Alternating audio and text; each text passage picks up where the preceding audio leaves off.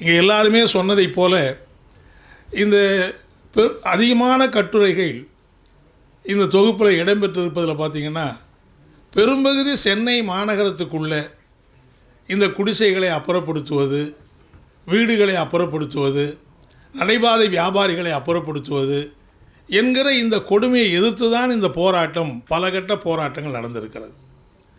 நமக்கு இருக்கிற கேள்வி என்னென்னா, இவர்களை அப்புறப்படுத்த வேண்டிய அவசியம் என்ன இருக்கிறது? இப்போ நீங்கள் பார்த்தீங்கன்னா அநேகமாக சென்னை நகரம் என்பது படிப்படியாக வளர்ந்து சாதாரண உழைப்பாளிகள் இந்த நகரத்துக்குள்ளேயே வாழ முடியாது, அவர்கள் நகரத்துக்கு அப்பால் 10-20 கிலோமீட்டருக்கு அப்பால் வீசி எறிகிற குப்பைகளைப் போல மாற்றப்படுகிற ஒரு கொடூரமான நிலைமை தான் இன்றைக்கு ஏற்படுகிறது. இருக்கிற அந்த உழைப்பாளிகள் தினம் உழைக்கிறவர்கள், அன்றாடம் வேலை செய்தால்தான் அவருக்கு அன்றைக்கு வாழ்க்கை என்பது உண்டு.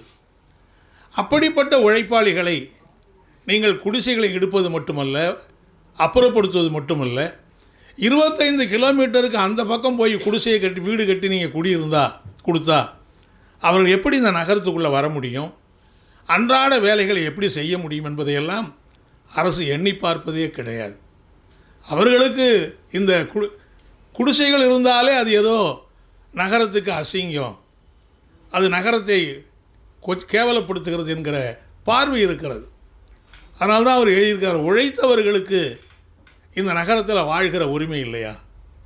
இந்த நகரம் வளருவதற்கு அவங்க தான் உழைக்கிறாங்க, ஆனால் அவர்களுக்கு இந்த நகரத்தில் வாழ்வதற்கு உரிமை இல்லை. எங்கோ ஒரு இடத்திலே தான் தள்ளி வைக்கப்படுகிறார்கள்.